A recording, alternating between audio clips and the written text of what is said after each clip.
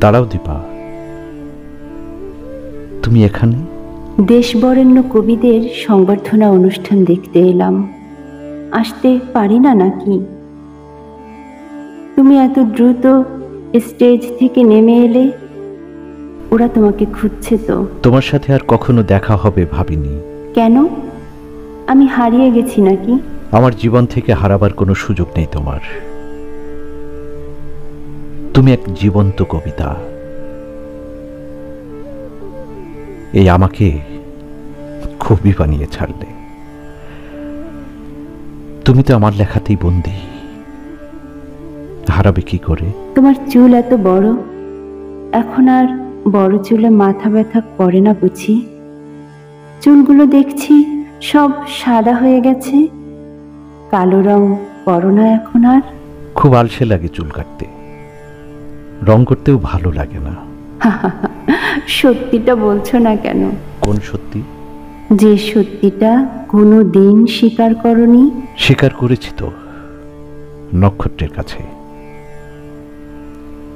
ওই যে লাল তারাটা দিয়ে গেছিলে, ওর কাছে, মেঘেদের কাছে।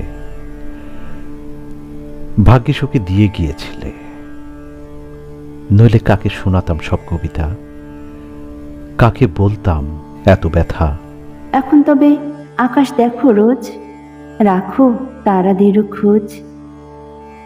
আর কি কি করো? আকাশ দেখি, বৃষ্টি ছুঁয়ে থাকি,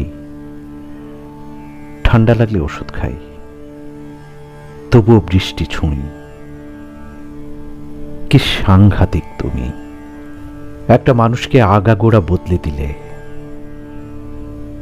বদলে দিয়ে নিরুদ্দেশে হারিয়ে গেলে। বলেছিলে আমি তোমার ব্যথা হব বুকের বাঁয়ে। বলেছিলে তোমার সব আছে, কেবল দুঃখ নেই। দুঃখ ছাড়া মানুষ অসম্পূর্ণ। দিলেই বটে বুকের বাঁয়ে চিনচিনে এক ব্যথা, যখন তখন জাগে। কি করতাম আর? এখন তো বুঝেছ ব্যথা কত প্রয়োজন। কবি হবার সব উপাদান তোমার ভেতর ছিল, কেবল ব্যথা ছিল না। আমি কি করে চাইতাম তুমি কবি না হও। এখন আর নিশ্চয়ই রাগ নেই আমার উপর? কখনো কি বলেছি রাগ আছে? তুমি তো সাধারণ কেউ নও। তুমি আমার কবিতা, তুমি নক্ষত্র, তুমি বৃষ্টি, তুমি সমুদ্র, তুমি চঞ্চল চঞ্চল ঝর্ণা। তোমাকে বন্দি করার ক্ষমতা আমি কেন, পৃথিবীর কারও নেই। তবে অপেক্ষায় ছিলাম কবে তোমার সামনে হাঁটু গেড়ে বসে বলবো তোমার বুদ্ধটা কবি বনে গেছে। তুমি তো শিখিয়েছ ভালোবাসা কত সুন্দর হতে পারে, কতটা অন্যরকম হতে পারে। তুমি জীবনে না এলে এই বুদ্ধটার অনেক কিছুই জানা হতো না। তাই বুঝি? কেমন বলো তো? অন্য সবকিছু বাদই দিলাম, আমার আমিটাকেই চিনতে পারতাম না কোনোদিন। আমার আমিটাকে তুমি টেনে বের করেছ। আজ আমাকে সবাই চেনে, সবাই জানে। জানে না শুধু কে ছিল আমার সেই বৃষ্টিপ্রিয়া। জানবার দরকার কি?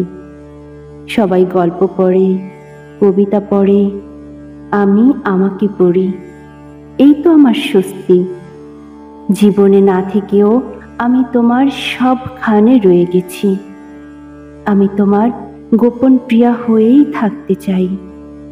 তোমার প্রতিটা বই আমার সংগ্রহে। বই মেলে অক্ষরগুলো ছুঁয়ে দেখি, আহা আমাদের গল্প। এক জীবনে মানুষ সব পায় না। আমি যদি হারিয়ে না যেতাম, এই গল্পগুলো পেতাম না।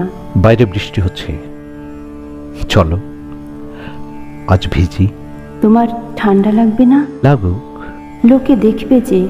দেখুক। দেশ বরেণ্য লেখক তুমি, সামান্য একজন ভক্তের সাথে তোমার এভাবে বৃষ্টিতে ভেজা সাজে? সাজে, খুব সাজে। তুমি তো সামান্য কেউ নও। বলতে পারবে সবার সামনে? কি চুপ কেন? তার চেয়ে বরং ছাতাটা খোলো, আমাকে রিকশায় তুলে দাও। এটাও একটা গল্প, বৃষ্টিতে না ভেজার গল্প।